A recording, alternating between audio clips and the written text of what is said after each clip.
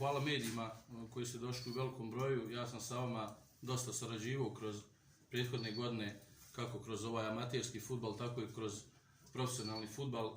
Oni koji me ne znaju, Nebojša Anđelić, radio sam u fudbalskom klubu Karanovac, fudbalskom klubu Bsk i fudbalskom klubu Krupa.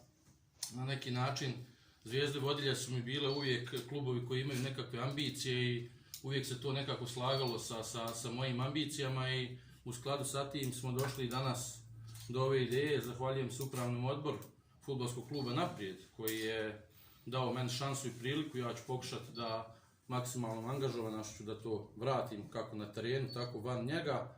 Smatram da je fudbalski klub Naprijed dobio puno sa novim upravnim odborom. Smatram da fudbalski klub Naprijed ima jednu veoma lijepu budućnost i iz tih razloga smo mi isklopili određenu saradnju.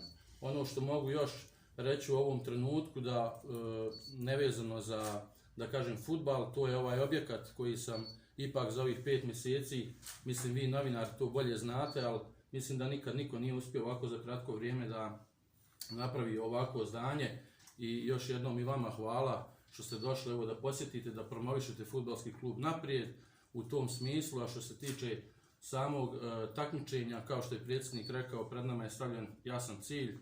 Cilj je druga Liga Zapad. Smatram da Naprijed to zaslužuje u narednom periodu i ovaj grad i ovaj klub treba da ima ovakav klub i mi ćemo se maksimalno potruditi, ja kao trener i Milan Bijelić koji sa mnom radi kao pomoćnik tu, maksimalno ćemo biti posvećeni svakom treningu, svakoj utakmici. Hoće li to biti dovoljno, podvućemo crtu u junu mjesecu, iskreno se nadamo da će to biti pozitivno. Da će nam biti lako, sigurno nam neće biti lako i svi ostali drugi ljudi, svi ostali drugi klubovi se bore, ali mi hoćemo da idemo naprijed kao što je sam naziv ovog kluba, tako da mislim da tu ne bi trebalo biti nekakvih problema. Još jednom hvala vama, ako imate kakvih pitanja, tu sam da odgovorim po pitanju struke, utakmica, igračkog kadra.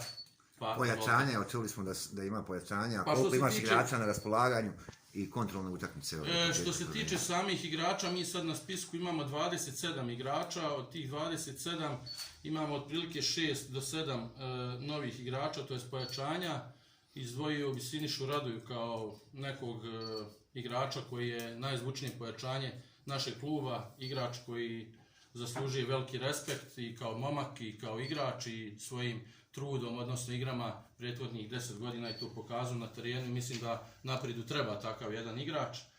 U dogovoru smo sa još jednim zvučnim pojačanjem, ako Bog da riješimo papire, njegov status je, on je bio premijer ligaški igrač, ako Bog da i on će nam se pridružiti o tom potom kad dobijemo čiste papire. Zakarić.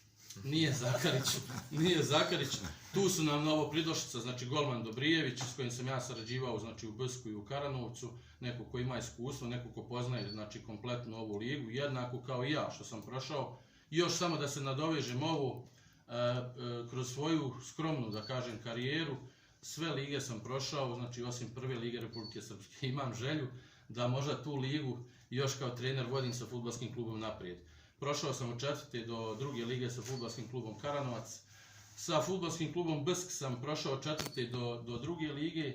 Sa fudbalskim klubom Krupa sam izborio opstanak kad je bilo to poprilično teško kao pomoćnik. I 2 godine sam uspješno bio pomoćnik u U19 juniorskoj premijer ligi sa gospodinom Nenadom Studenom, kojim ovom prilikom želim svu sreću u narednoj sezoni, da se ne ljuti što sam ga napustio, jer jednostavno nisam imao izbora.